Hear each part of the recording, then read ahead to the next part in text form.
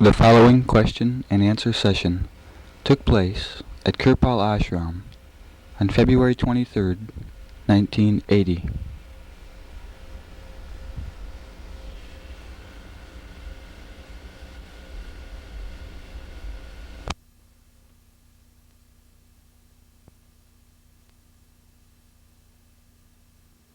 When we go to sleep at night and we do Simran, do we also fix the gaze or just repeat the charged names? No, you mean before going to sleep, Yes. we should also try to fix the gaze Fix the gaze also. and then repeat the 5 names. Because if we are repeating the 5 names with the tongue of thought, we have to fix our thought somewhere. We should fix the gaze and then repeat the 5 names. I'm having some trouble doing that. What difficulty is there? Well, when I start repeating the names, usually I just fall off into drowsiness or sleep without ever fixing the gaze or ever doing long enough Simran to when I get up in the morning, I don't feel like I have been doing Simran all night. Yes, that is it. But if you fix the gaze, it will result into one of the three things. Either you have a vision of the master, or you may have a dream of the master, or when you get up in the morning you might find that the Simran is going on, and that you can always catch up that trend and sit in meditation immediately on getting up to sleep. So it can be either one of the three, two of the three, or all the three together.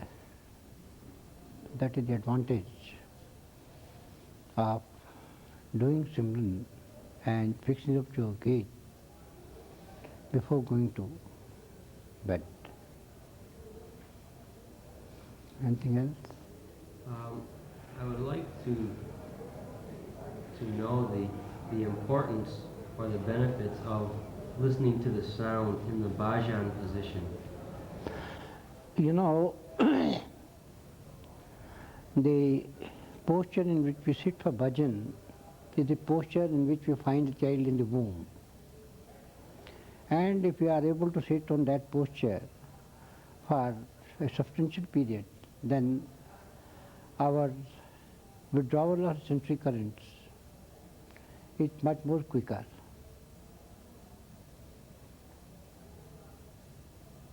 So that is the advantage.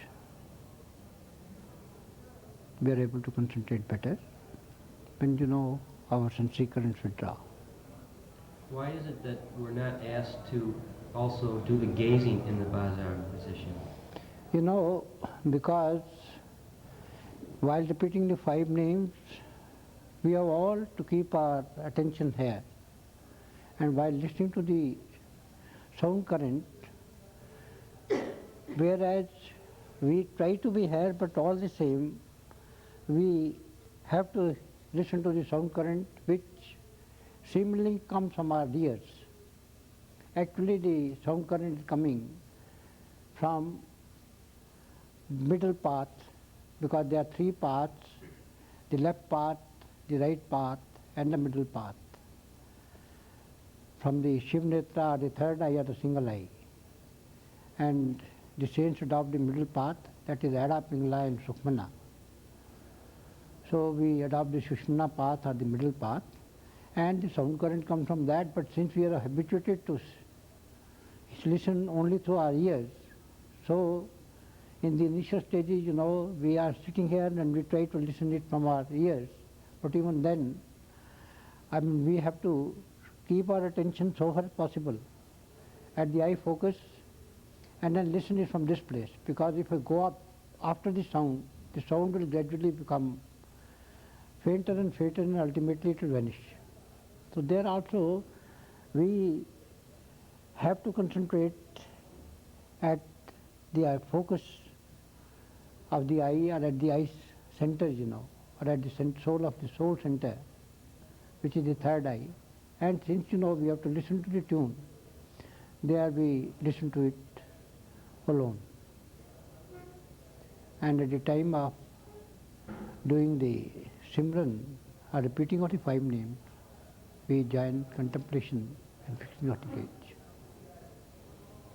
But at the time of listening to the sound current also, we have to fix our gaze at the third eye, and then we should only listen to the sound current coming from the right side only, but keeping so far as possible at the same stage, at the same focus. Am I clear? Yes. Does the Bhajram position have any physical benefits also? Physical benefits, if you are sitting at that posture, you know how to balance your body on your feet. Balance your body on your feet. I had heard that sitting in the Bhajram position for like 20 minutes was similar to taking a couple miles walk or something like this.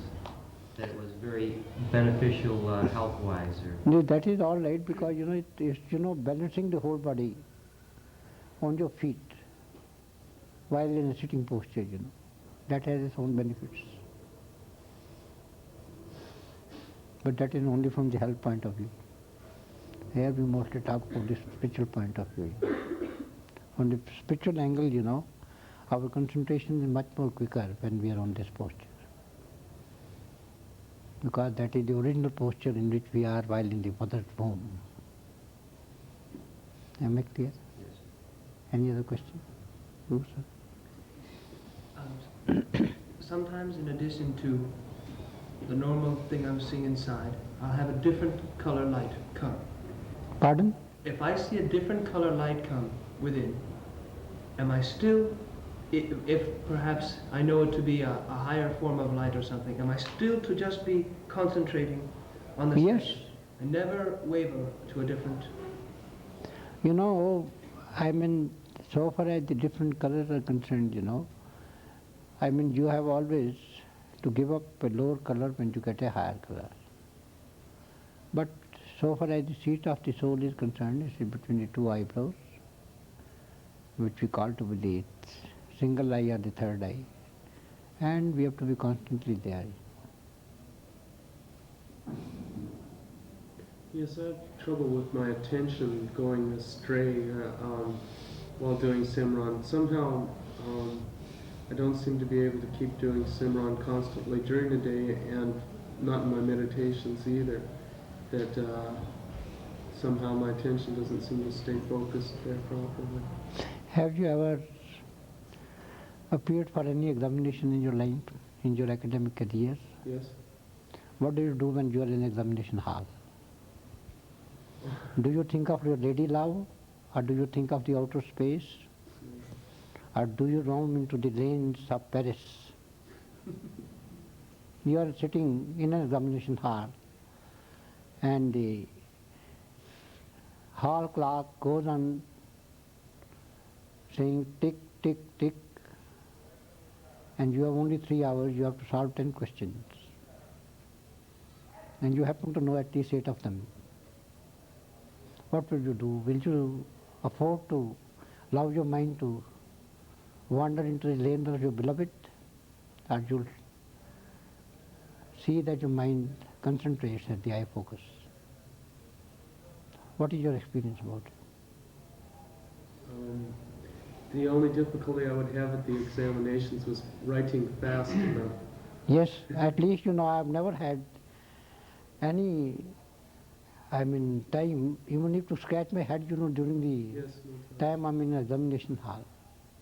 Then, if you can afford that your mind should wander in examination hall, similarly you should afford that it should wander at the time of your meditation. We should all sit in meditation as if we are in an examination hall. And the time is going to be up. And we have only a limited time, because our life is very short. We have a very short span of life. And who knows, the world may end tonight.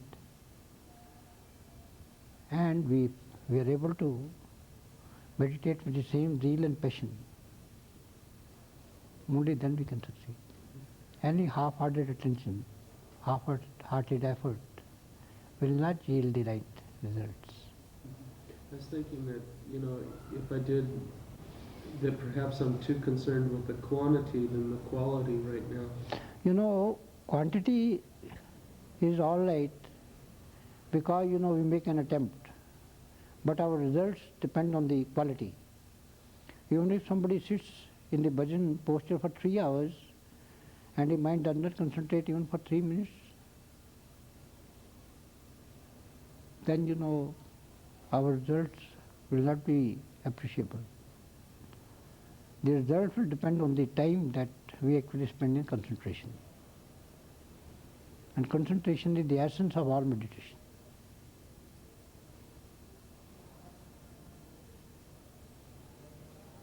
Follow? Yes, sister. Yes. Can we listen to the sound current as we're going to sleep rather than to Simran if it's particularly loud? It is more beneficial to repeat the 5 names, because, if you start listening to the sound current when you sleep, when you get up, we don't have the same effect, as the repeating of the 5 names. And then when we repeat the 5 names, we always have the contemplation also, if possible, and fixing of the gaze. So that is more beneficial. But sometimes, if the sound current is very high, then the question of sleep would not arise.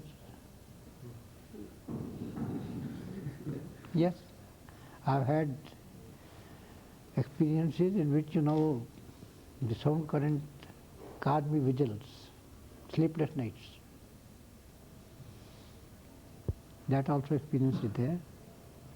But generally, we connect repetition of the 5 names at that juncture.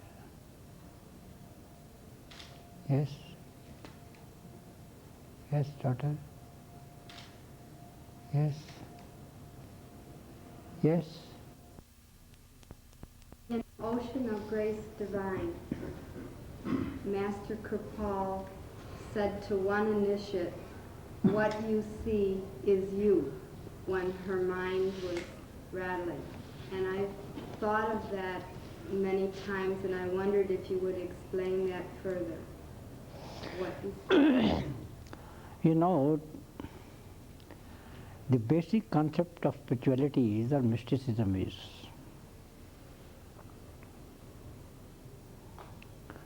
that when you see a mirror, you don't see your own face in the mirror, you see your beloved's face in the mirror. That is one of the basic concepts of mysticism. Because now, we are so full of ego. We are all egoists, and some of us are even egotists. We always think of ourselves, and that is what is stated in mysticism. That is very symbolic and very correct on a disciple's homeward journey. We only think of ourselves. Another principle of mysticism, or Sant says, that so long as I is there, I am is there, it's all mind and matter. But when I is replaced by you, or mind is replaced by yours, then we enter the first stage of mysticism. So when the beloved Master said that when you see, you only see yourself, it is, that you are so steeply, engrossed in yourself, you are only thinking in terms of egoism. And you have to shed this egoism and lose yourself completely in the Master if you want to progress on this spiritual path. Now it's a very strange phenomena, but in mysticism it is always said,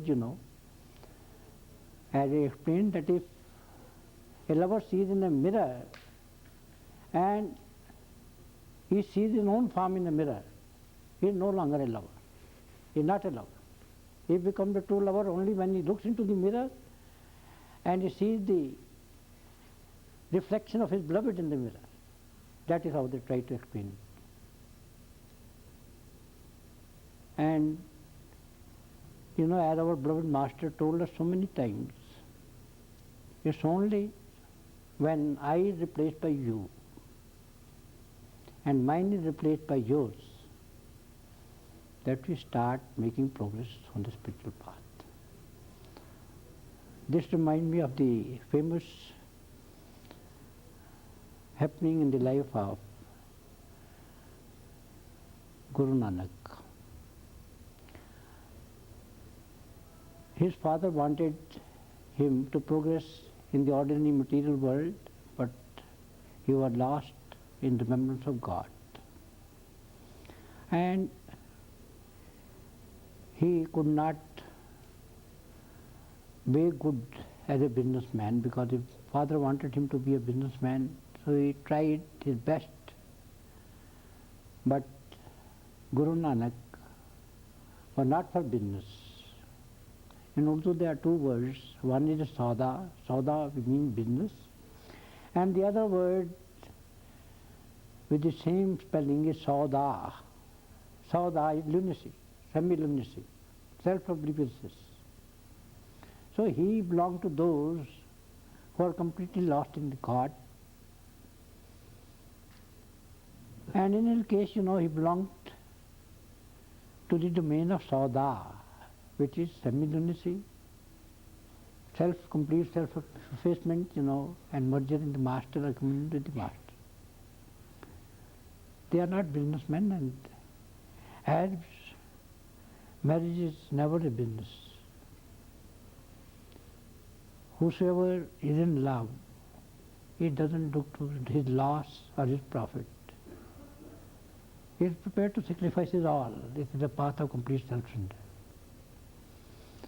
And it is said that ultimately his father got him a job in one of the Modi Khanas, which used to be one of the great projects of the government in which things were sold.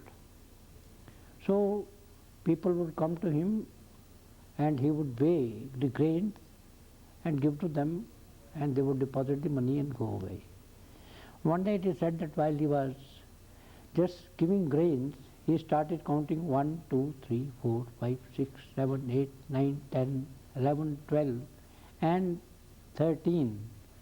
Now 13 in Hindi or Urdu is expressed by the word tera. Tera means 13 and tera means yours. So when he arrived at the figure of 13, which also meant, you know, the word tera, which means 13, that also means yours, he went on, you know, weighing the grain and repeating the word tera, tera, tera, tera, because he thought, I'm yours, I'm yours, I'm yours, I'm yours, and he went on doing that. And when, you know, his other colleagues in that organization saw what was happening, they went and they reported to the head of the organization that this man, you know, he's setting up plunder all your wealth, and like this, you know, he is repeating 13 and he's going, putting on, he doesn't go to the word 14 at all. And it is said that, you know, the general manager of the organization came and he ordered that, this should stop.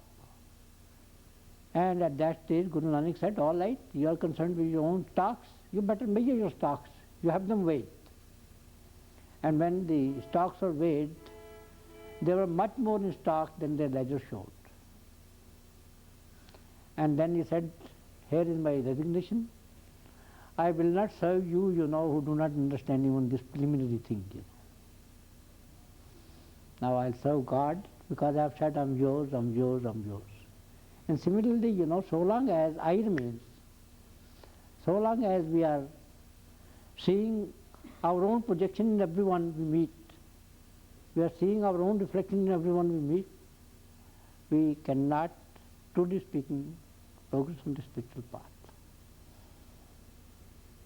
So we have to give up I-ism, and we have to adopt thou or you, or we should learn to merge ourselves in a masters, or face our own entity and have communion with the master first, which is the first stage of mysticism, and ultimately have communion with God.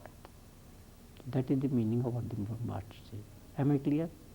Yes, thank you. But also in seeing traits in others, is I've read that that's a mirror of your own traits that you're seeing.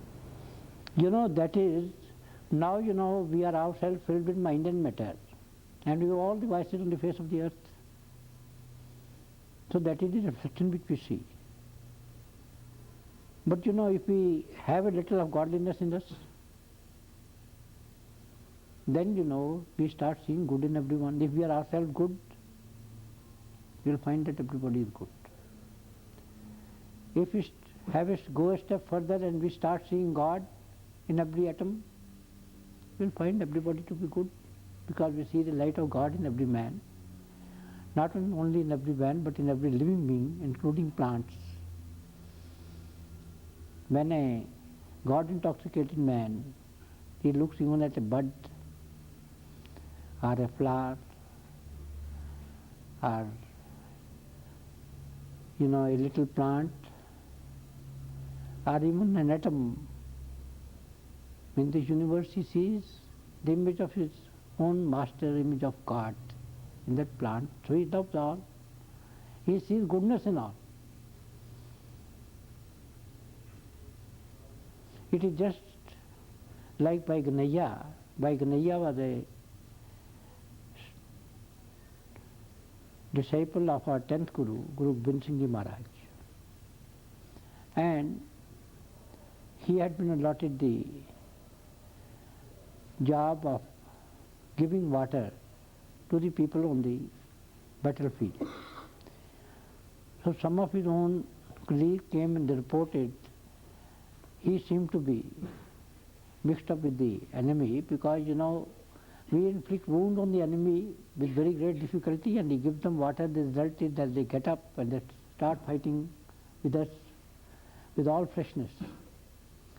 So Kanhaiya was ultimately called to a court, and he was asked to explain his conduct, and he said, "Sir, I neither give water to the Hindus nor to the Muslims. I give water to you alone. Wherever I find your image, I give water to that soul."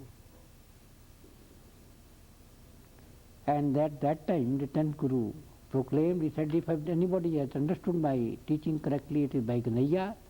And he ordered that from next day, Bhai Ganaiah should not only give water to the people on the battlefield, he should start applying the balm also on the wounds.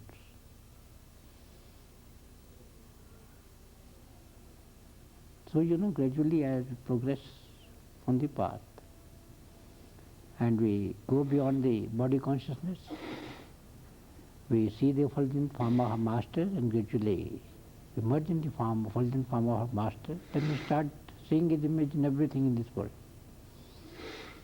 And that is the first stage of spirituality. Am I clear? Yes, Then, yes, sister? If you see yourself in everyone, and you're wrapped up in yourself. You don't see yourself, you see your master in everyone. No, I say when you're limited and you're wrapped in your ego and you see a reflection of yourself, are there ways and steps in our daily life that can help us to grow and overcome this limited aspect ourselves, like getting married and having children and, just in our daily lives, along with the spiritual practices? Yes, sure, because ours is not a path of negative mysticism, in which, we are to leave our hearth and home and go deep into the Himalayan caves, icy caves, or go into the thatched huts into a desert. Ours is positive mysticism, which means that we should live in this world, we should perform all our duties and obligations. And while doing so, we should all the time be in contact with God. And when we are attending to the worldly things in this earthly plane, then we should do everything in a detached manner. But we have to perform our obligations, and that is the path of the sage. That is what we call the Sant. So, while attending to all our duties, if you are blessed, firstly, to be picked out and brought to the lotus feet of a living master, and then be initiated by him. Then because he is the master of all virtues, so gradually we should build up a bridge between us and our master. And if we are able to build up that bridge from eye to eye, from heart to heart, and from soul to soul, since he is at a much higher pedestal and we are at a lower plane, naturally, all these good qualities, all these godly and divine qualities will start coming into us and ultimately start permeating us, and our own feelings, they will leave us one by one gradually. And the moment we are imbibed, or we imbibe those godly virtues, then we first start becoming men.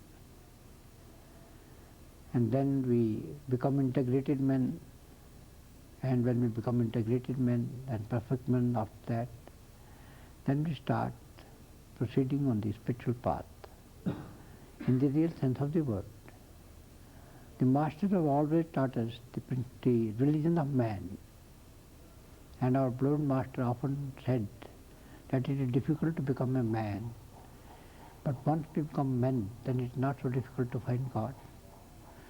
So if we start getting the higher attributes of our master, then we learn how to discharge all our obligations and duties and simultaneously be detached from this world of mind and matter and be in constant touch of our beloved master and through him of God. So that is the technique. With the actual relationship in marriage, you once Pardon? You once talked about marriage. Yes. And some single person asked you whether it was a beneficial, to be married, and you were talking about how the person walks down the center of the road. He's only concerned about himself, and when you're married, you have to start thinking about someone other than yourself. And that is... roles of man, woman, parent, Yes. and wife, how that helps to expand. You're getting out of just thinking of your own self. That's right, Station before becoming one with the master. Yes. So long as you are single, then you have more ego. Moment you get married, we in the East always feel that our priority has become number 2. When you get a first child, your priority is relegated to number 3. And when you get a 4th child, your priority is relegated to number 4. That is what I can explain from my own personal experience. And you start thinking of others, much more of others than of yourself.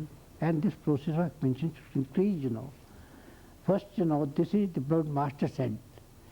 And it is a very paradoxical thing that whereas our spiritual path on one hand is a path of expansion, on the other hand is a path of contraction. And both the things are true, 100% true. Now let us think about the path of expansion. The beloved master always told us, please expand yourself. So from an individual, we start thinking of our family. From our family, we start thinking of our society. From our society, we start thinking of our state.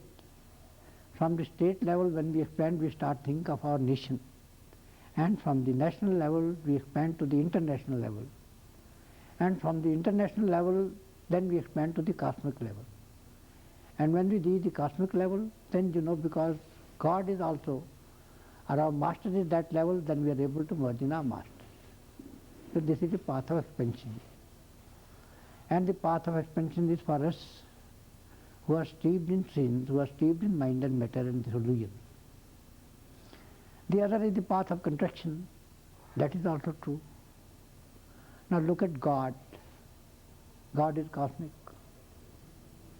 Nobody has even seen God or realized God in his fullness. But then God comes, ultimately for the salvation of man, and he assumes the attire of a human being. That is the path of contraction.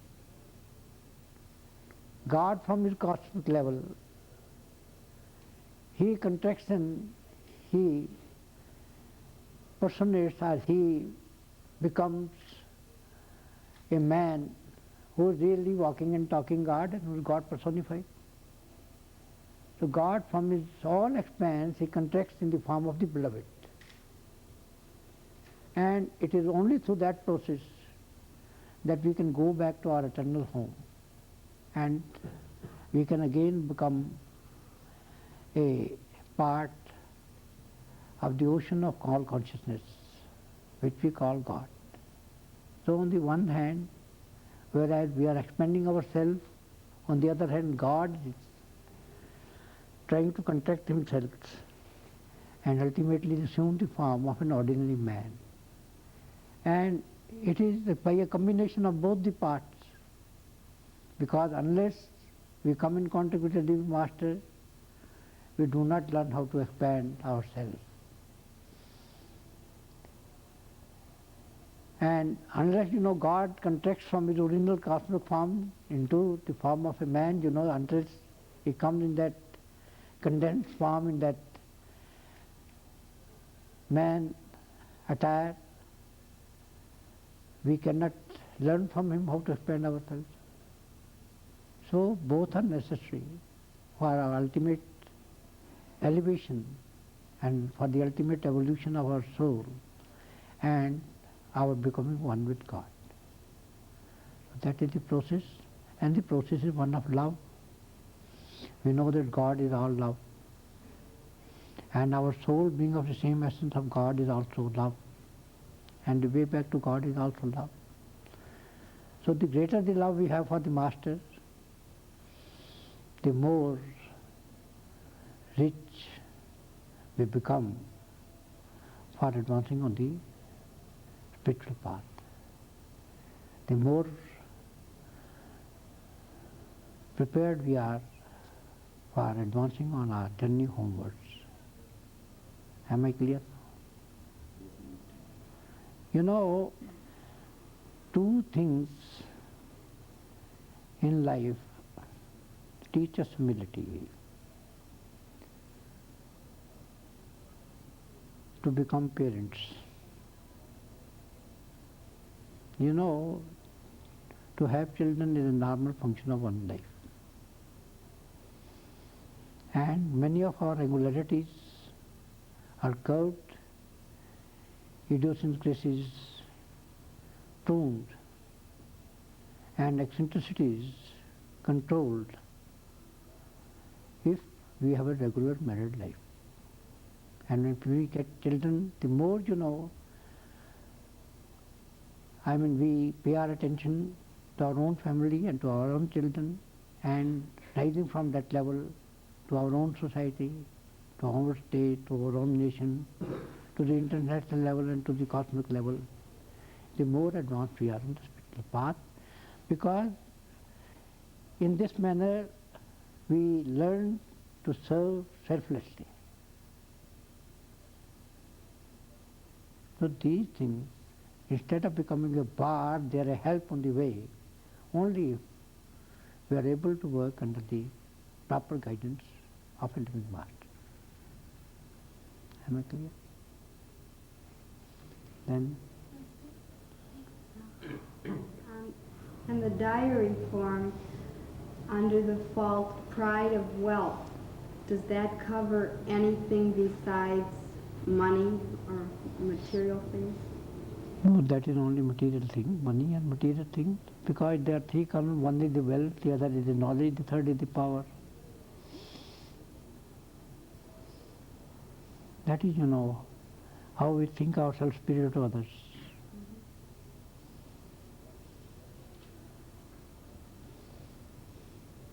And money includes, all your jewels, all your diamonds, all your ornaments, and other possessions, and all worldly possessions. That is wealth, all your lands, all your houses.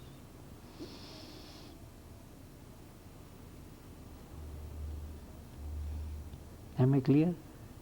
Does pride of accomplishment come under pride of knowledge then? Yes. No. We always think, if we have done something, that we have done an excellent job, But, if you compare it with what had been done by people before us and what is being done by people even in our time, our own so-called pride fades into insignificance. We are just like, as the Indian proverb goes, a frog in a well. Whatever we do, we think that it will be the best thing that could ever be done in this world.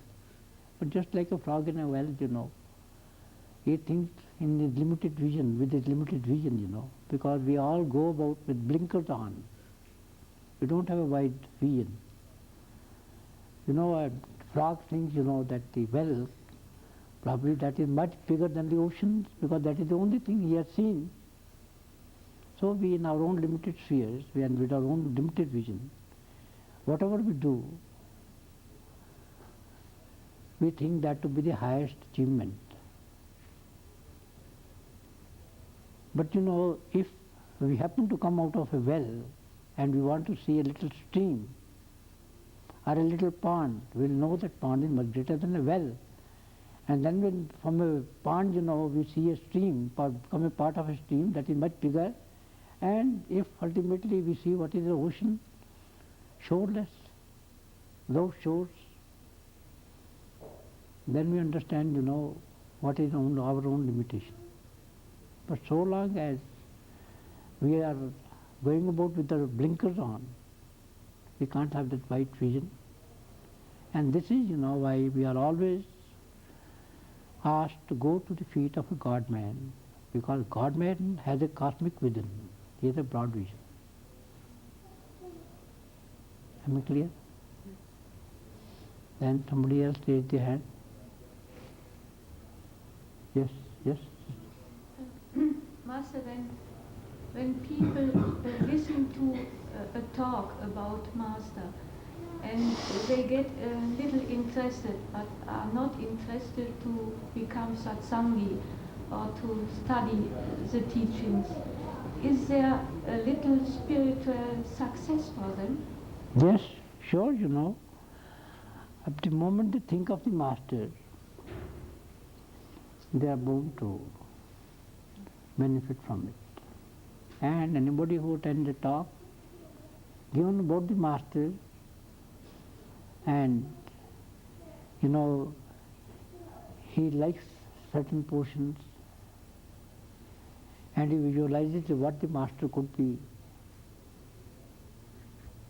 how great he could have been, naturally thoughts go out to the Master. And any thought that goes out to the Master, that is responded to by the Master. That is what is the advantage of holding open satsangs. Because, indirectly you are paving the way for the bright future. Anybody who attends such functions, anybody who is receptive in these functions, is bound to benefit from them ultimately.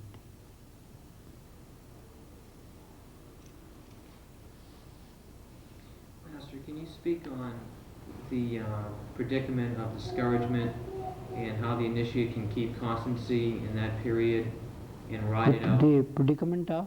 Discouragement.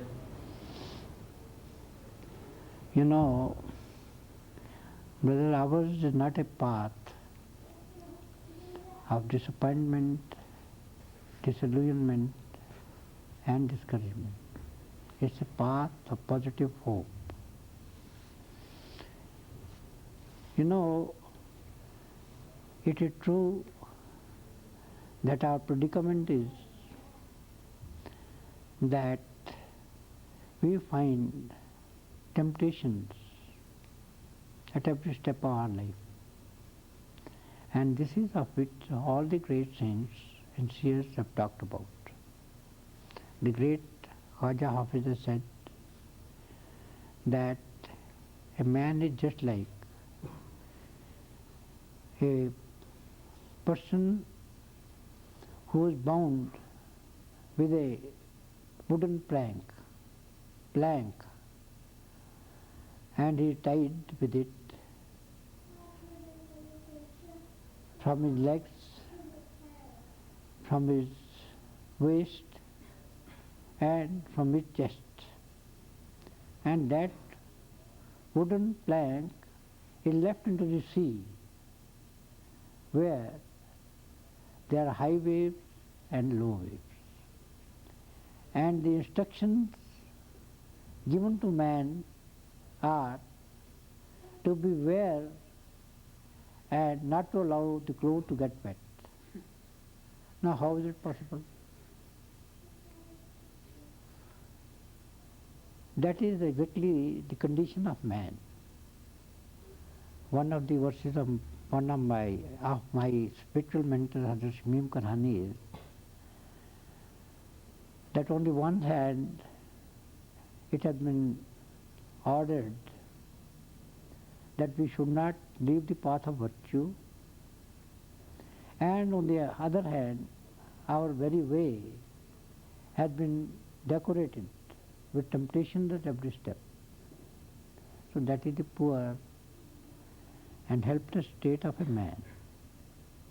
And it is with this predicament that man ultimately cries out to God that to be able to remain chaste in such circumstances is beyond his own ken, beyond his strength, and it's only God who can help him to achieve this end. And when such a cry comes from the core of his heart and soul, then God listens to it, and God assumes the human form and comes on this earth to help him. That accounts for the coming down of God in the human form. And the purpose of a God-man is to take back those souls which have been separated from God from trillions and trillions of years.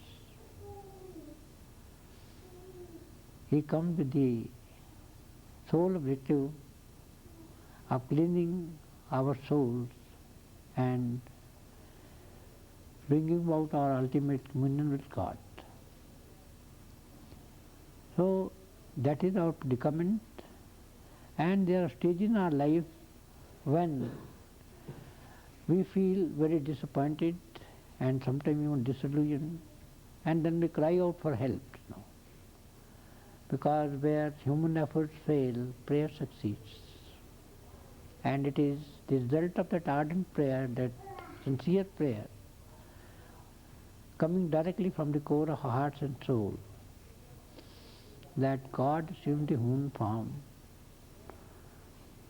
and guides us in the form of a spiritual mentor.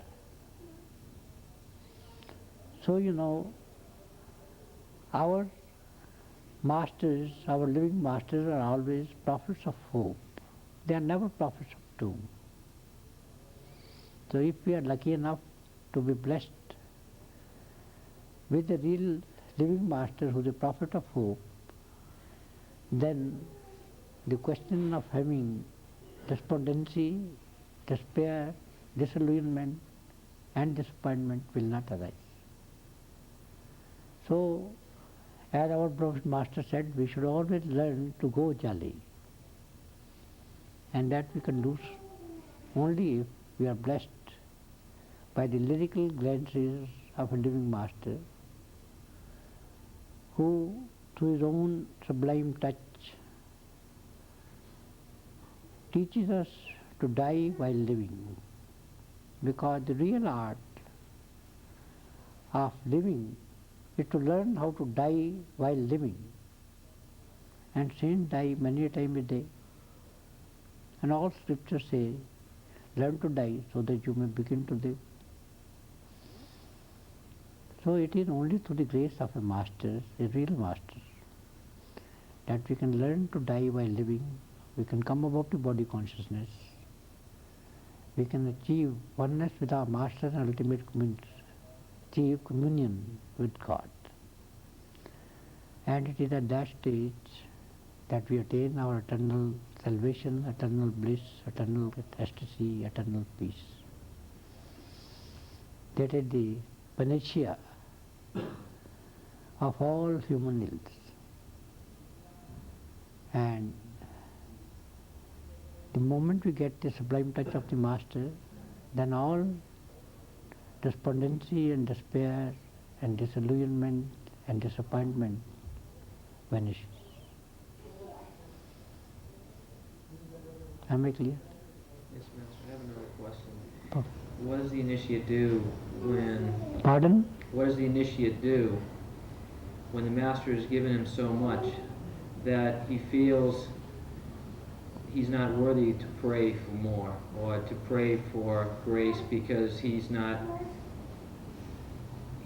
really able to handle it? You know, the very fact that the disciple feels that the Master has given too much, that is itself a great reward, because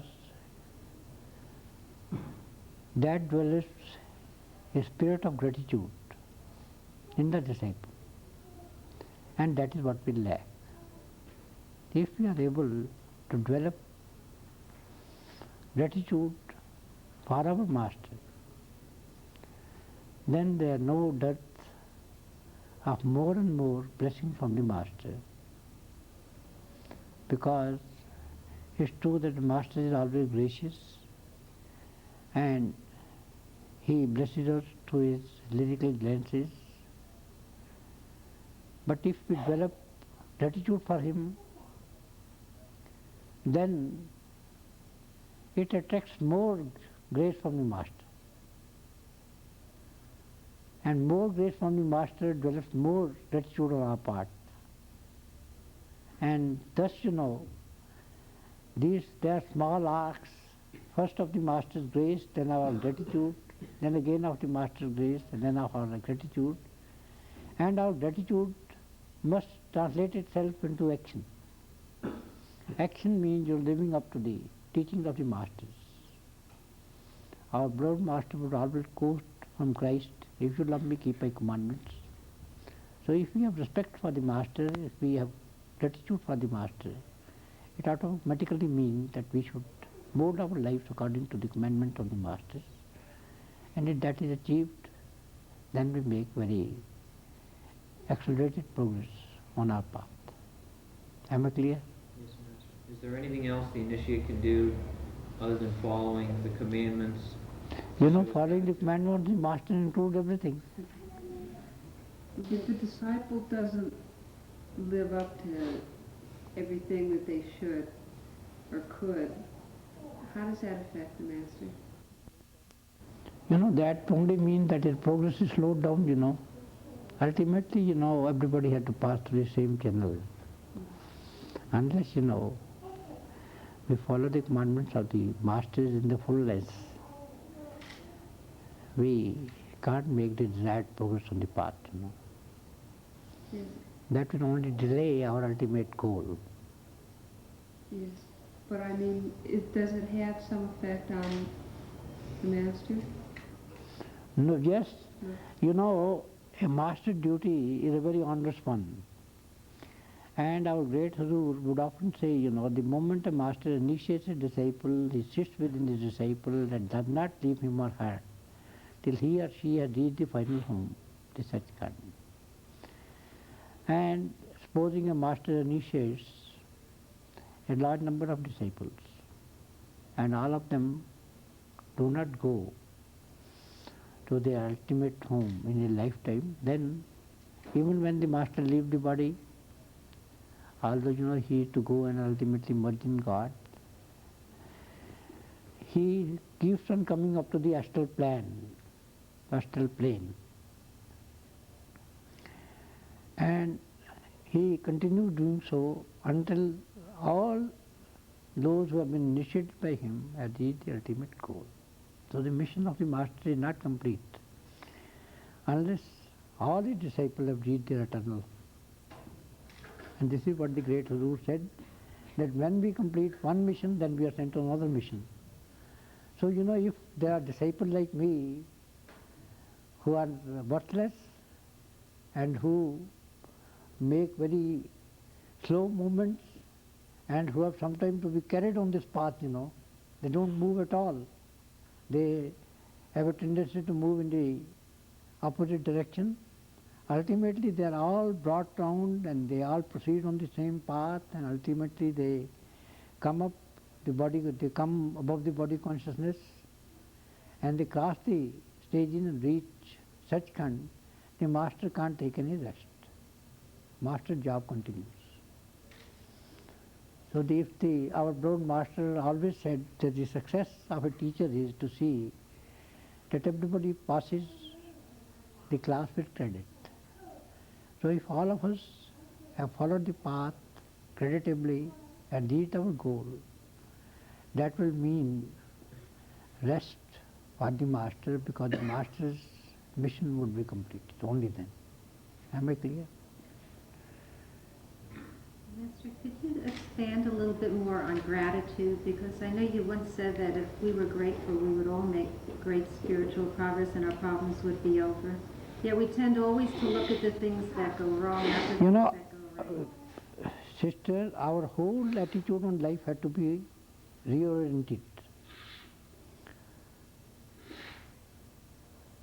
If we just peep into our hearts, we'll find that we are seldom grateful to anyone in our lives. It is very customary to say for every little thing done, thank you. But thank you comes only from our lips. It doesn't come from our heart. We are all masters of platitudes, and platitudes don't work. It is ultimately something coming up to the core of the heart which affects our very being. In our everyday affairs, if somebody is helpful,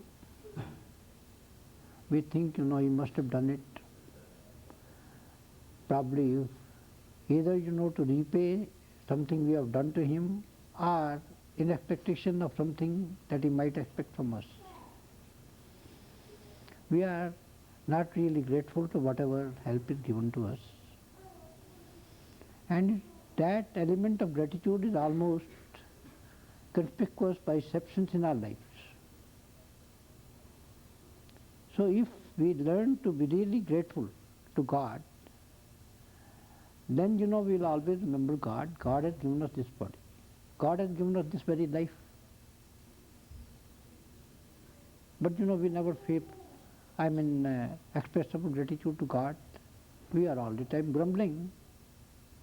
We are all grumbling boxes, We are all short-sighted, We only look to the debit side of what others do for us. If, supposing my friend, he had done me good on 9 occasions, and on 10th occasion it is not up to my expectation, I'll immediately say, oh, this man has never helped. So we are really not grateful. To be grateful is something foreign to our nature. And if we develop this attitude of being grateful for any good done to us, then we can make progress on the spiritual path, And if we look to our lives, even in the spiritual sphere, we are always grumbling to God, oh, if He has given us wealth, we say, give us more knowledge. If He has given us knowledge, we say, give us more power. We never look to the credit side, As we say, we look only with blinkers, and through our limited vision also we can look only to the debit side, We have never looked to the credit side of it. So in our life, we should try to learn how to be grateful to others, even for short help or short courtesy shown to us, I mean, our friends are so helpful. We should realize what we owe to our mother. It's not a joke for anybody to carry, a child in the womb for 9 months. Last year, and he was only one representative for the many young people who come to me, because I always stress that whosoever come to me, he should have good relation with his parents. He should write to his parents, and when my sons and daughters come and I ask them, I said, where are your parents? Please convey my best regard to them. They tell me that they do not know about the whereabouts of their parents, that they are out of touch with their parents for the last so many years. And last year, one of the young sons, he said, why should he respect his parents? He said, why should I respect my mother? And another young man was by my side. I said, all right, I'll talk to you tomorrow, but I said this night, you take a picture of, earthenware pitcher, and you fill it up with sand, tie it round the waist of that man. I said, let him go around this ground all the night, don't let him stop. Let him carry that pitcher of sand, tied to his belly, and let him go around, the whole night, only one night. Then he realized how his mother reared him up for 9 long months. How many of us are really grateful to our mothers? Can we repay our mother for one night of her sacrifice for us? The same is true of the fathers. Because, fathers sacrifice so much for the children. I can tell you from a personal thing, if I needed a suit and my son needed a suit, I'll always, have a suit for my son. I know, that his need is better than mine, or his need is greater than mine. That is the way every father thinks. So, if we learn to be grateful to our mother, to our father, then to our friends, then to our life partners. Because, everybody does, so many good things, so many good turns to us. But, we have been taught a wrong way. We are all taught economics, the basis of which is that every man is selfish. So we reckon, even the goodness done by others, in terms of selfishness. And that attitude had to be reoriented. And we have got to learn how to be grateful to others. And it is all the more necessary, and it's a must on the path of spirituality. Because, even if after having come on the spiritual path, we are always grumbling, Master has not given us this thing, Master has not given us that thing. We never say what he has given us. We only talk of what we think he has not given us. And even there our assessment may be wrong. So we have to develop this attitude of gratefulness. And charity begins at home. That is one fundamental difference these days, present way living in the East and the West. In the East, we are taught these things, we are brought up in those traditions, we respect our parents. Then, we listen to our elders. We are always respectful of our teachers. And, if we are steeped in those traditions, first we have to be respectful to the parents and elders, then we have to be respectful to our teachers. then it becomes comparatively easy to surrender ourselves on the spiritual path to our master. But in the West, everybody thinks that, they are all hybrid plants. They never realize that they owe their gratitude to their parents or to their teachers. And if you talk to them, they say, oh, if the parents have served us, it is out of their personal motives. If the teacher teaches us because he gets the pay, he teaches us. So the whole pattern of our thinking had to be reoriented. And we have to learn, to be grateful to our masters. There is a Urdu verse which says that this is a gift of God, and it is not the open only to the human ken. What way of life we should adopt should include one paramount factor, and that is that we should go on offering our gratitude for what we have got and then spread our skirt for getting more. So we should express our gratitude to the masters for whatever grace we have got from him, and then we should ask for more.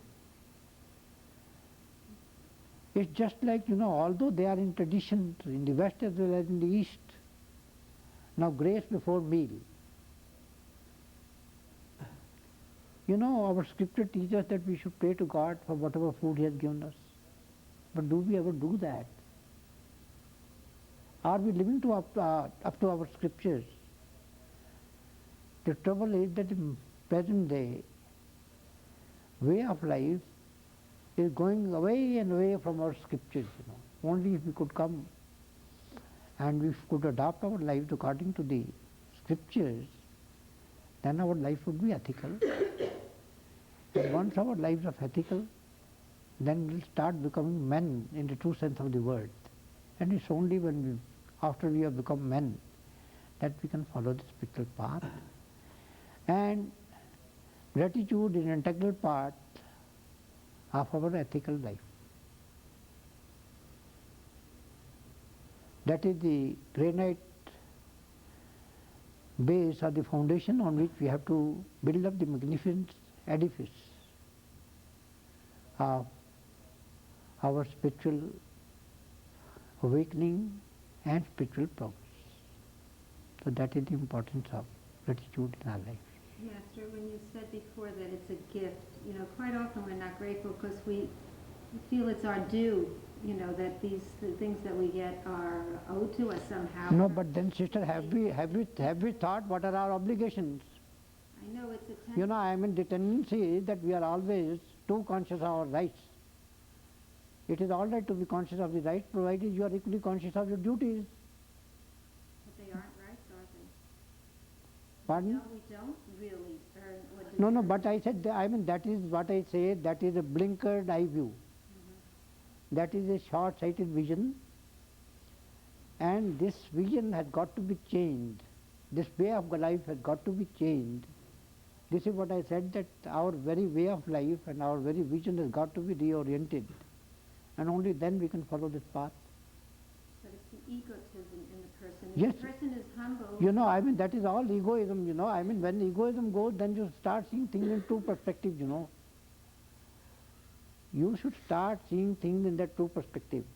Our broad master always said, right understanding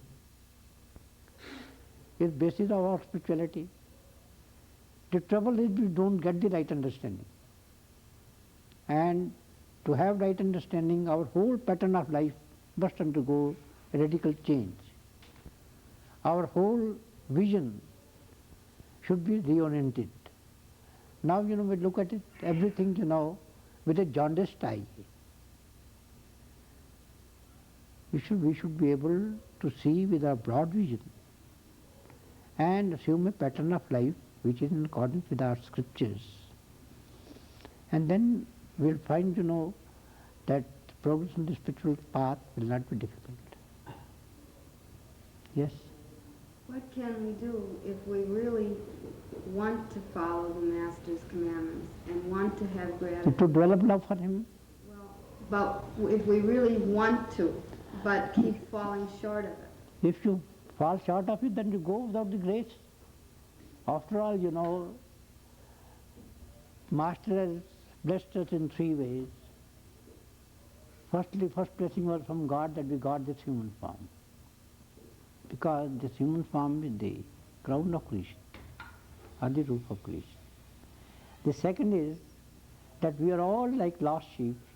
Our Master, you know, saw the stamp, the godly stamp on our foreheads, and then through his own radiance, through his own radiation of love, he has brought us to his lotus feet. The third blessing is that he has initiated us and put us in direct contact with the light of God and the music of the spheres. And after these 3 great blessings, all that we have to do is to develop love for the Master. Because Master, he is the fountainhead of all virtues. And if we want any virtues, it will be a gift from our Master, and to attain that gift we have to develop our love for him. We have to act according to his commandments. So, you know, one way of starting on the path is that whatever the Lord Master tells us, we should give it a top right in our life. Our whole system of living goes wrong because we are not able to allocate proper priority to things in our life.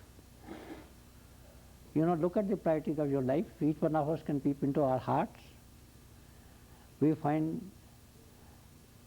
that all worldly affairs have the higher priorities, and knowing ourselves and realizing God, firstly, it does not appear in our list of priorities at all.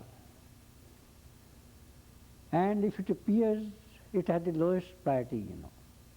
We have to follow our beloved Master, who gave a great thought at what his priorities in life should be after he passed in matriculation.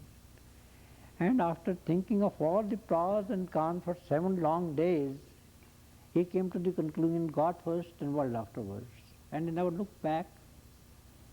So if we are also able to follow him, follow his example, and accord the highest priority to realizing ourselves and realizing God, to making progress on this spiritual way, then there won't be any difficulty. Because we are always able to do whatever we accord the highest priority. And you know, if spirituality does not figure in our list of priorities at all, then it means that we do not need any spiritual progress in the real sense of the word. So if we want to be spiritually elevated, then we have to accord it the proper priority in our life. And our bane in life is not giving due priority to spirituality in our life. The moment we are able to give it the top priority, then everything else and all other virtues follow in due course. Am I clear? Yes? You know, I think I may have entered the path under a misconception that I thought the Master would be my constant friend, you know, and advise me on everything from a car to a proper mate. Yes, the Master is your constant friend, Yes, but provided, you know, you talk to him, he is prepared and he is all the time waiting for you to reach him above your consciousness, body consciousness, and then he'll give you all advice, guidance, and even help in all your affairs. But you know, if you consider he is a friend, you must turn your face to him. You must take a few steps to reach him. you must go to his abode at least. And if you come about the body consciousness, reach him there. He is your constant friend, he is your constant companion, he is your constant guide. It's only we who lack, And all that is a disciple's duty is to follow his master's commandments, cross the first 9 doors as they are called in the Gurbani, come to the focus of the soul, or center of the soul, go above the body consciousness, see his master, and become one with him, and then you have constant companionship with your master. He is at your beck and call every moment. Right? That's all right, nice.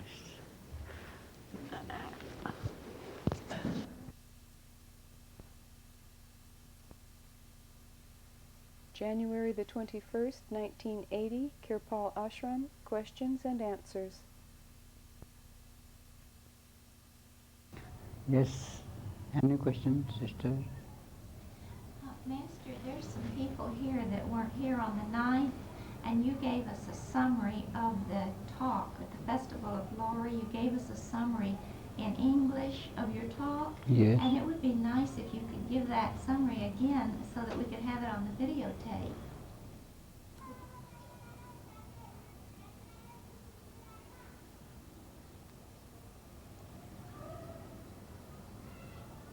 Lodi is a seasonal festival mostly celebrated in Punjab when the winter is at its peak. Actually, the night on which the Lodi festival is celebrated is supposed to be the darkest and the coldest night of the year. And it is celebrated by having a bonfire which is lit and around which our village folk, they sit and they make merrymaking and they pray to the Almighty for their welfare. So to my mind, this seasonal festival is also symbolic in more than one ways. Firstly, this is celebrated when we have the coldest and the darkest night, and we celebrate it by lighting fire, and when the fire is lit, then we put into that fire our ordinary corn and other grains and simple sweets into the fire, and when they are put into the fire, they make a very pleasing sound. So the darkest and the coldest night is symbolical of our night of sins. And the steep abyss of the illusion and matter into which we have the hardship to undergo. And this bonfire symbolizes the eternal light, and the sounds produced by putting our popcorns and other seasonal corn and sweets symbolizes the music of the spheres or the harmony of harmonies. So this festival tells us in a way that we are passing through a very dark phase in which the five desires of lust, anger, attachment, greed, and ego, they are drinking at the water of life, which is ever flowing within us. And the only way to get out of this abyss is to find a living master who can put us in contact with the light of God and the music of the spheres. And that is the summum bonum of spirituality. Because all saints and seers from time immemorial, they have been teaching us that we here in this earthly plane have fallen a prey to the five thieves and to mind and illusion. And their wiles are so intricate that we, left to ourselves, cannot escape them.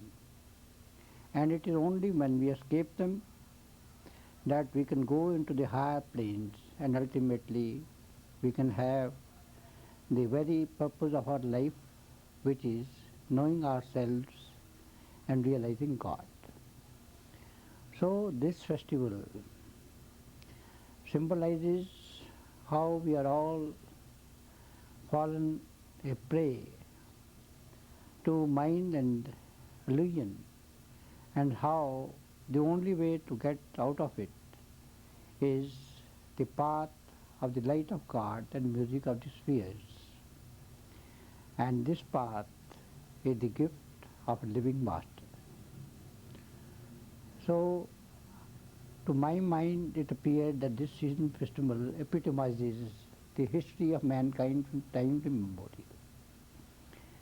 And it reminds us that we have to go and be blessed by a living master who puts us in direct contact both with the light of God and with the celestial music, and who, under his own benign protection, takes us above the body consciousness and first brings about our merger with him, and then ultimately brings about our communion with God, because the two stages in mysticism consist of first being one with our masters and then being one with God through the grace of the master. So that is the first aspect which this Lodi festival teaches us. Again, it is customary in our country that whenever we have any big festival, then we start making the list of our own friends, of our own relations, and others who were offended during the year. And we go to each one of them and we make the best use of such seasonal festivals in going to them and wooing them back, because we go to their houses, we invite them to our functions, and this Lodi function is celebrated particularly when there is some joyous event in the house, just as the marriage of a son, the birth of a son, or some such other things. So on such occasions we go to our relations and we make it a point that we particularly go and we approach those of our friends and those of our relations and those of our other dear and near ones whom we have offended during the last year, and who have somehow they have been constrained from meeting us, or we have not met them after some unpleasant incidents. So on this occasion, we just go to the houses, inviting them to our place, and when they come to our place, then they join with us in this festivity, and they also join with us in dancing and singing round the bonfire and praying to the Almighty for the good and for the betterment of all of us in all the spheres. So this is a very good opportunity in which we can atone for our lapses in the past, and we can go to them, we can apologize to them if we in any way have injured their feelings, either by word of mouth or by our actions in the past. So this is known to be a festival when we hug those whom we have alienated, whom we have injured during the last year, and we renew our friendship with them, we renew our good relation with them. So from that angle also, it's a very important festival, because it enables us not to detract from any of our friends and relations, but to add more and more people to it. And again, this festival reminds us that if winter comes, spring is not far behind. So on that day, we have the coldest and the darkest of the night, but then the same night just gives us new zeal and new passion to prepare ourselves for the spring which is forthcoming. And we start making more and more efforts so that our spring should be more and more blooming. And this seasonal festival gives us a very positive hope that we are going to have a full blooming spring in our career, and that full blooming spring in our life can be brought about only by a perfect master. And if that full blooming spring comes, then the very purpose of our life, which is self-knowledge and God realization, is sure to be materialized. So that is the third message which this seasonal festival gives us. And this message in itself entails the zeal and the passion with which some of the businessmen whose business is slackened during the winter period, they start so that as soon as the summer starts, they can put their own business in full swing. So whereas this seasonal festival gives us the message of enjoying ourselves with the light of God and music of the spheres, it gives us a message to have a greater passion, a greater zeal for our journey homewards, so that we are able to achieve the ultimate aim of our life, which is knowing ourselves and first learning to die while living.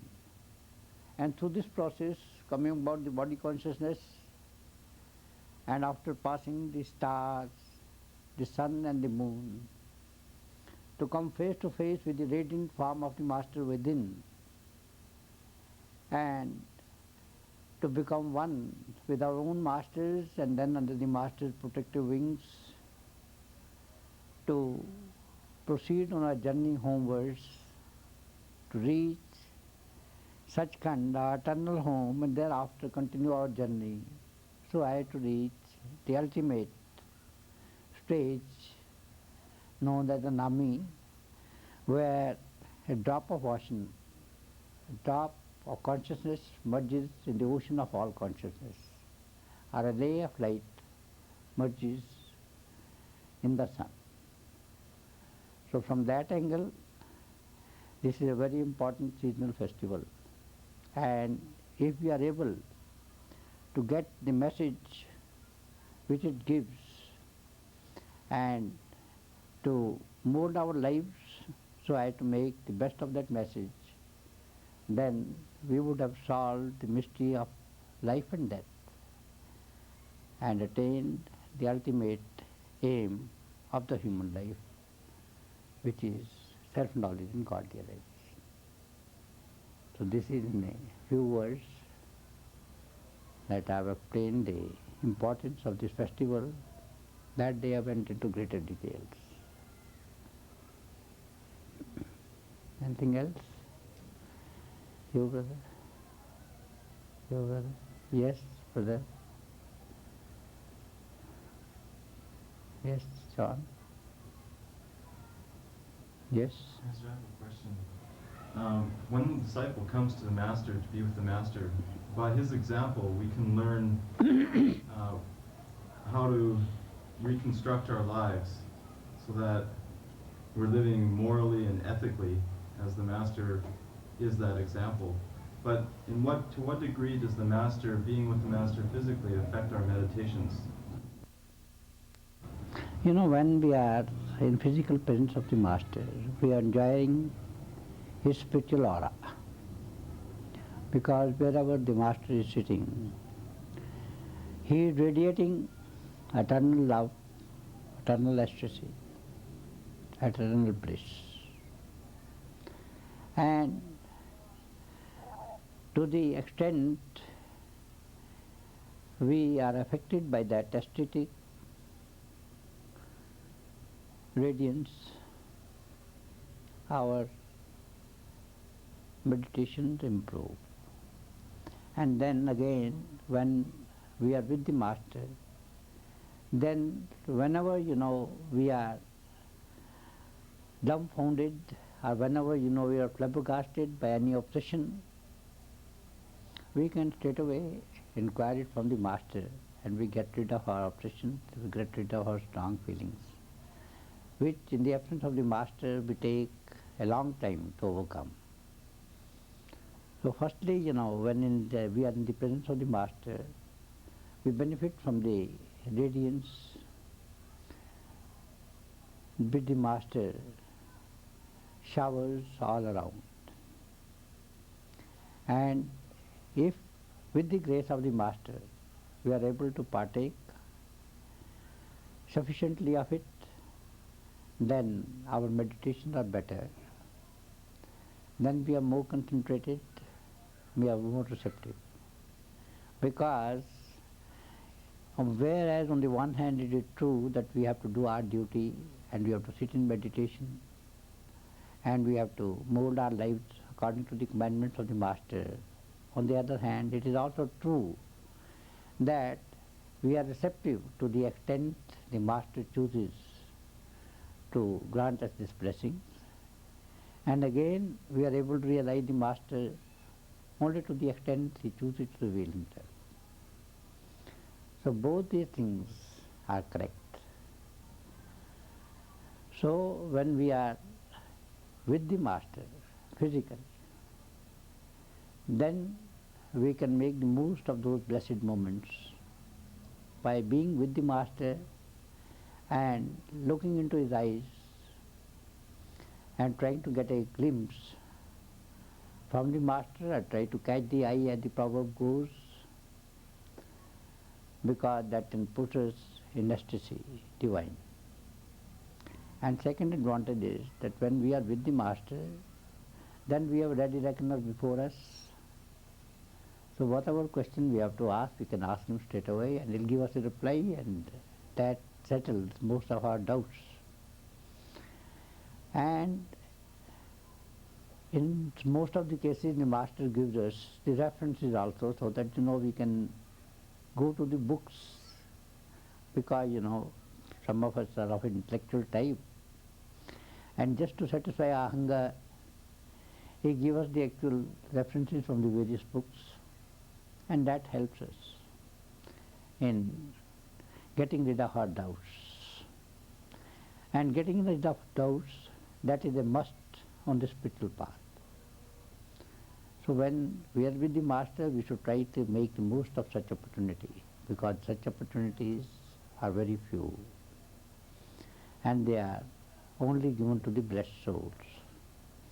So we should try to make the most of it. We should not keep anything in our mind. And asking question from a master does not reveal any lack of faith. One thing is very sure, that the masters have always allowed people to ask questions. In this connection, I will tell you of an incident which happened with the great master at whose feet I had the good fortune of sitting. I mean, our great master, Baba Sawan Singh Ji Maharaj, and our beloved master, Sant Kripal Singh Ji Maharaj. Once it so happened that people were asking them questions, and it happened, with both of them. And other people, as usual, they are saying, no, don't ask such questions, don't ask so many questions. Why do you ask so many questions? And Hazur, in his own immaculate manner, he said, let him ask questions. If he doesn't ask questions, then how will those answers which of them have not so far been given in our scriptures come? And our beloved masters were more specific with an example. It happened to be the day of the revelation of the Gita. Gita is one of our scriptures. And on that day, somebody was asking the beloved master so many questions, one question after the other question, and the other people were just, some, by gestures, and other people even by, just pushing him into his, body, you were asking him not to ask those questions, but the beloved master just looked at them and he smiled and he said, yes, let him ask the question. If Lord Krishna were not faced with the questions by Arjuna, how would have Gita come into being? The whole story of the Gita is that Lord Krishna, he was on the side of the Pandavas. It is one of our two greatest epics, Mahabharata, which gave us this holy scripture, the Gita. And there, he had to fight his own kith and kin, who was on the other side. And he was to do his duty. But then, he was not prepared to fight against his own kith and kin.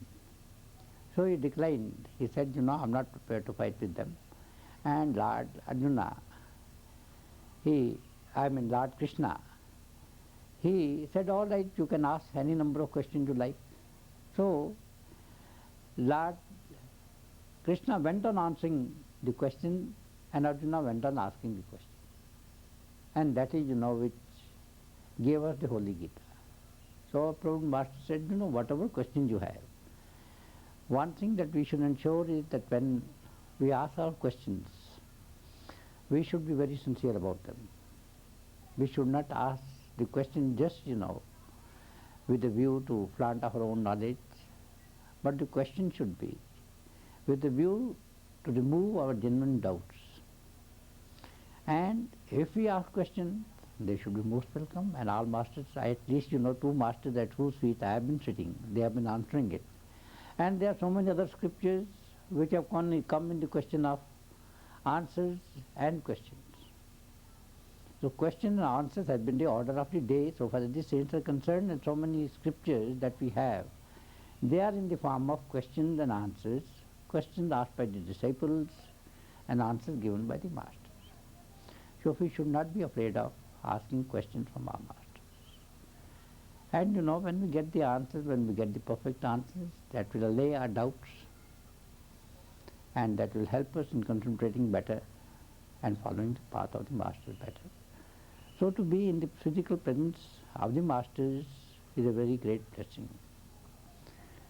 Firstly, I have told you that we should sit with the masters, and while sitting with the masters, we should try to focus our attention on the face of the masters, because it is only when we are sitting in our meeting, daily meeting with the masters, that we get most of the time to concentrate on the form of the masters, and that helps us in our own contemplation.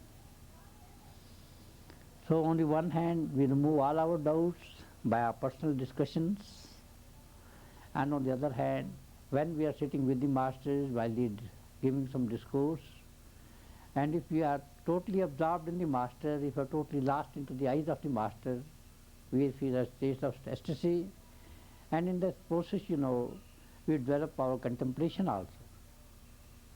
And that is a very great blessing. And being lost into the eyes of the masters, when we are there, that paved the way for our rapid progress on the spiritual path and our journey homewards. So to be with the master is a blessing. Anything else? Yes? Yes? So? Is that? I have one other question, Master. Yes?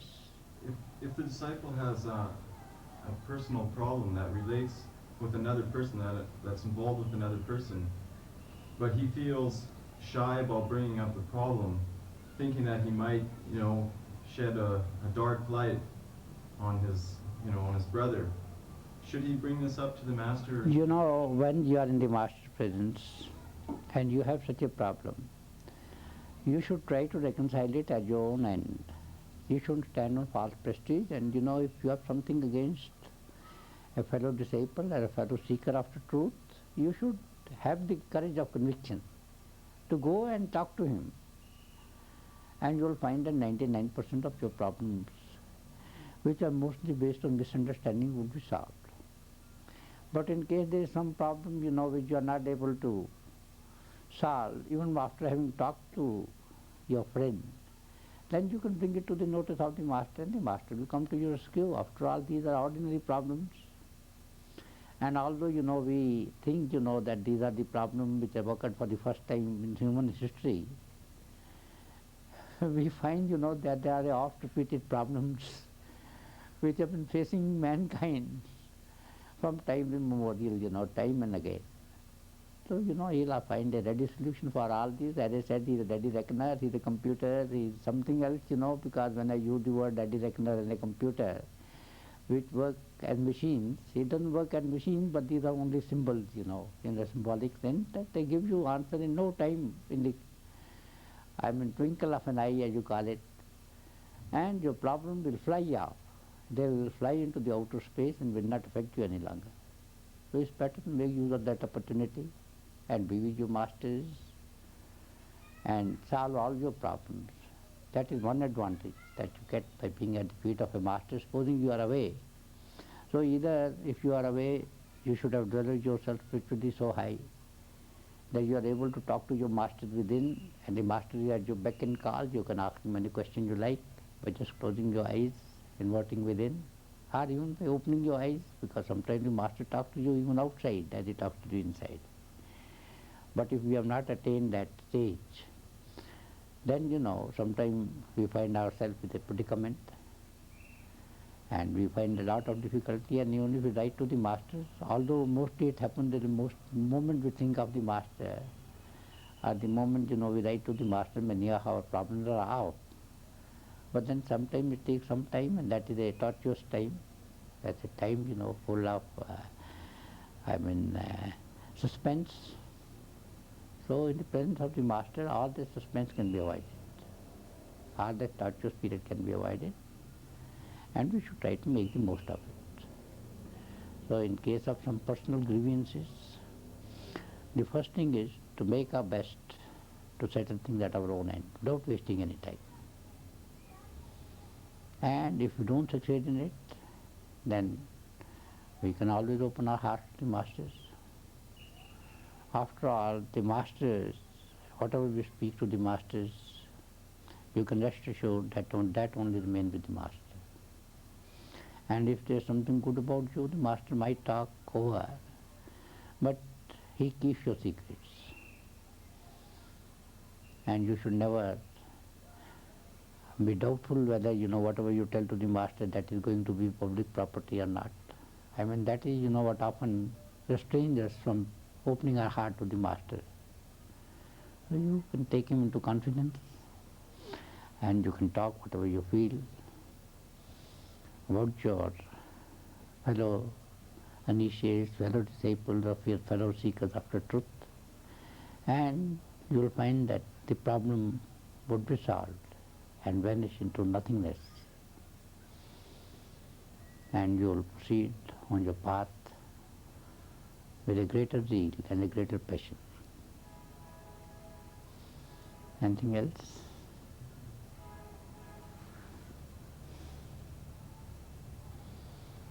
Yes, Charlie.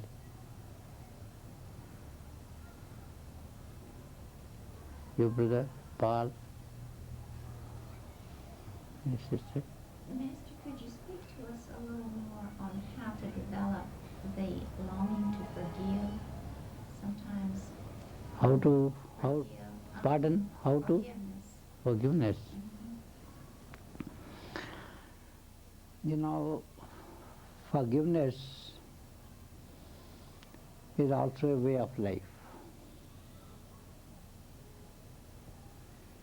And to forgive and forget, that should be a part of our life. And for this, as we all know, God practices this principle in its entirety. And if God were not to practice this, then we would all be in the soup.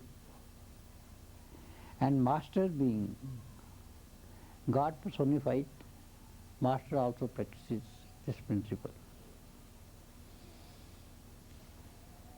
So, if we want to practice this principle, if we are blessed with the attributes of the Master, in whose contact we receive the blessings, then this great attribute will flow from the Master unto us gradually. And in order to have the blessings of this principle and other golden principles of spirituality, we have to develop a bridge between ourselves and our Master, and that bridge should be from heart to heart, from eye to eyes, and from soul to soul. So that if that bridge is built up, then as we see that in our everyday life, every fluid flows from a higher level to a lower level. If that bridge is built up between us and our Master, since our Master is at the higher level and we are at a lower level, his godly attributes gradually starts coming into us. They start flowing into us, and when the godly attributes start flowing into us, our earthly attributes, they gradually get out of us. And if this process continues, the result is that we get rid of all our weaknesses, all our earthly sins, all our earthly temptations, all our earthly desires, and ultimately we are filled up only with the attributes of Masters. And when the Master attributes come, gradually we have this attribute to forgive and forget along with other attributes. And if we get that attribute, then we are able to practice it. So in order to have the blessings of this attribute of to forgive and to forget, we have to find affinity with the Master, because Master is the only being in this world who is the Master of this attribute also. He is this attribute personified. And no connection with anyone else in the world will help us in developing this attribute. This attribute can be developed only by molding our life according to the commandments of the masters, by leading an ethical life, by developing humility. Humility again means the negation of ego. And if we are able to get over our ego, that also through the grace of the masters, we develop humility, and along with humility comes this principle of forgive and forget. Because so long as we suffer from ego, we cannot act on this principle of forgive and forget. This comes only when we are humble. It's only at that stage that we can always pray to God, forgive them, my Lord, for they know not what they do. Unless we develop these godly qualities, which is a gift from the Masters, we can't attain this stage. And unless we are sufficiently developed on the path, we can't make use of this principle in our daily life. So, we have to mold our life according to the commandment of the Masters. And when we start progressing on the path with the grace of the Masters, then we start acquiring these gifts, these godly gifts, gradually. And when we reach that stage, we acquire this godly gift of forgiving or forgetting all. And this is in this way that we can gradually learn to practice this golden principle of forgiving and forgetting, because if we are able to act on this principle, then we can progress further on the path. This is a very important milestone on our journey homewards, because we find that many of our troubles in life, they vanish if we start working on this principle of forgiving and forgetting. Why we are so restless in our lives? Why we are so full of venom in our lives? Why we are so fretful? If you just analyze the whole situation, you will find that is because we cannot practice the principle to forgive and forget. We just keep to ourselves anything that we think has been done against us or not according to our wishes, and then we go on thinking and pondering over those things in our everyday life till they become an obsession with us. And when they become an obsession with us, then we are caught in the wiles, and we are neither able to practice meditation, because meditation requires concentration, and such thoughts, they take us away from concentration. So it is only when we are able to practice this principle that we are able to meditate, we are able to concentrate, that we are able to focus on the path. And that is by developing that bridge from eye to eye, from heart to heart, and from soul to soul with our own masters, and to develop our love and receptivity for the master. Am I clear? Then, any other question, brother? Imagination. Yes. That I have myself, especially when I sit for long periods. This imagination, my dear brother, is lack of concentration. If we are concentrated, if we are able to concentrate on a main principle in life. We will not imagine things. Then we take what are the realities of life. Imagination naturally entails that we are far away from the realities of life. And we, fly on the wings of our own mind rather than concentration.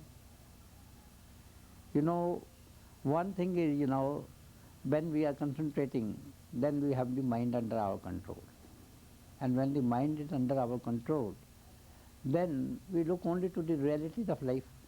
We only think to those things which have a real significance. But when we give away to the mind, or when we give in to the mind, then the mind takes us from dales and valleys to the stars and the moons and to the outer space. And when we fly on the wings of imagination, as we call it, then we have no control over our mind. And since we have no control over our mind, all that we imagine is, we can say, that is unreal. Because there are two things. One is a reality, the other is imagination. Imagination is a negation of reality. So, if we imagine things, we are indirectly paving the way for most of our troubles in life. Because firstly, if all our troubles, all our prejudice in life are based on our imagination. If we just look to our own life, very seriously, we find that practically 99% of our prejudices, 99% of our pride, that is based on imagination. That pride and prejudice both are the product of our imagination, they are not a product of reality. If we are puffed up, that is also, we think too much of ourselves, that is also because we imagine we are very learned, we imagine we are very powerful, we imagine we are very wealthy, we imagine we are very healthy, but that is not the reality. And similarly, all prejudice practically, maybe 1% of our prejudice may be based on some facts, but 99% prejudice is based on our imagination. So imagination plays a very great part in making our life miserable and tortuous. That is one part of it. And second part of it is that supposing we are able to imagine some good things, those good things are also unreal. There also we are living in a dreamland. We are not in a world of reality. So world of reality and imagination are two diametrically opposite things. And since spirituality is reality, and this world, what is this world? This world itself is a dream. Because, we are reposing our faith in whatever is not unreal, whatever is not real. Our old dictums of the scriptures say, kindly take us from the unreal to the real. Or in other words, we can say that kindly take us from the world of imagination to the world of reality. So, we have to shun the world of imagination and come into the world of reality, because whatever be the effects of our imagination, that takes us away from the reality and that takes us away from our golden principle of knowing ourselves and realizing God. Because the path of self-knowledge and God realization is the path of reality. It is not the path of imagination. And the path of imagination is the path of the negative power. It is the path of the mind. The path of reality is the path of the soul, whereas the path of imagination is the path of the mind. And since, to progress on our journey homewards, we have to still our mind, we have to get rid of our imagination, and we have to follow the path of reality, which is the path of our soul, which is the path of our spiritual development. Imagination is the process of our mind. and we have to follow the process of our soul. So the earlier we are able to make our life more realistic, and we are less imaginative, the better it is for our spiritual progress. Am I clear, brother? Yes, you wanted to question? Yes, Master, just in terms of our daily life, how can we improve upon just an attitude of devotion during the daytime when we're in the world and we have a lot of responsibilities that are developing? I was saying that ours is a path of positive mysticism. It is not a path of negative mysticism. And according to the saints, we are not to leave our hearth and home and go deep into the Himalayas and meditate there in its icy caves, or go into the deserts and meditate in the thatched huts. The path of positive mysticism is to live in the world, to discharge all our duties and obligations, and while doing so, still to keep our attention on our masters. That is our path, and howsoever the greater may be the responsibilities and the obligations, we are to perform them. But while performing them, we should do them in a spirit of detachment, because our duty is to live a worldly life, to discharge all our worldly obligations, but do it as it has come in the 6 scriptures, in a detached manner. We should live in water like the lotus flowers, and while living in it, still we are unaffected by it. And similarly, like a swan, it lives in water, but it flies when it wants with dry wings. So while we are attending to our worldly obligations and worldly duties, we should have our attention on our masters.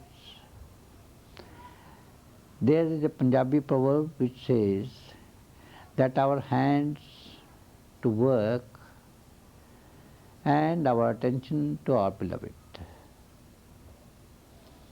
So similarly, while doing the worldly duties, while performing our worldly obligations, we should have our attention towards our masters. And I find that it's very easy to do it while we are doing most of the mechanical things, and our daily life consists in doing most of the mechanical things. And if we keep our eyes on our masters, if we keep our ears toward our masters for the maximum possible period during the day, then we'll be developing more and more devotion for the master. Any difficulty? Yes?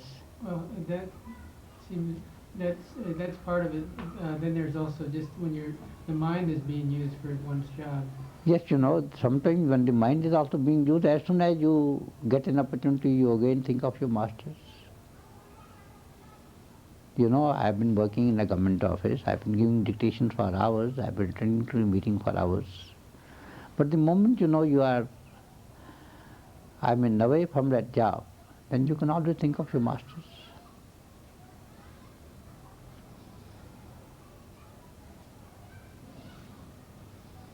And that is only in the preliminary stages, because once you start advancing on the spiritual path, then a stage comes when you are in tune with your master and you are doing your worldly duties also at the same time. But in the elementary stages, I, for instance, because I always talk in terms of we, I'm one of you. So we should always, attend to our worldly functions, and we should try to be in tune with our masters for the maximum possible period. And that will increase our devotion on the way. That will keep us going on the spiritual path without any detriment. Am I clear? Mm-hmm. Then, your sister? I have one more question. Some initiates like to get together for group meditations, and others say that they can meditate better by themselves. And I wanted you to talk a little bit about the benefit of group meditation, or whether or not we should do this. No, group meditations have their own advantages because it has come in the old Vedas, and this quotation was repeated by our beloved Master very often, that let us all join in congregation and pray to God. And that is beneficial mostly when we are in the company of a saint, or otherwise when we are sitting according to the instruction of a saint. Because Master is not the physical body. Actually, Master can multiply himself to infinity. He is everywhere, and wherever he gives us instructions, he is there. So, if the Master has given us instruction that we should sit in group meditation, we must sit in group meditation. Because if we are following the Master's instructions, we have his blessings. And if we are sitting in a group, we then, because all people are sitting there, everybody is meditating, naturally, the atmosphere is that there also is conducive to sitting in meditation. And we benefit from that process. But there can be other occasions, when we are sitting alone, we can sit in meditation alone also. So for instance, the beloved Masters, they give us instruction to sit for 3 hours or for 4 hours, for 6 hours daily. So that we are all sitting alone. And then over and above, if we are able to sit in group meditations, it's a blessing and we should sit it, we should try to make use of it.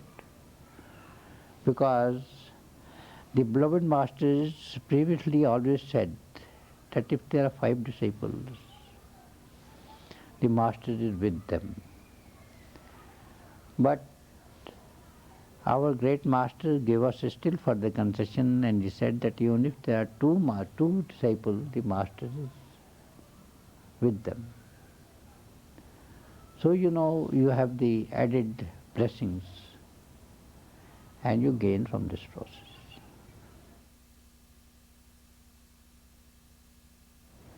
Pardon? We've been doing it once a week. But that is the way, everywhere the beloved Master has always instructed us that even on our Sunday satsangs, on our other satsang, we should have the meditations. And we should first have the meditation and then we should have the satsang. And that is what the beloved Master was practicing here when he was at the headquarters, and that is the instruction which is sent that we should sit in meditations. So sitting in meditations in a group, that is its own charm, that is its own rewards.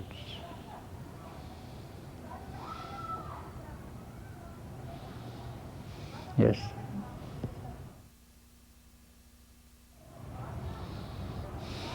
अच्छा, I take your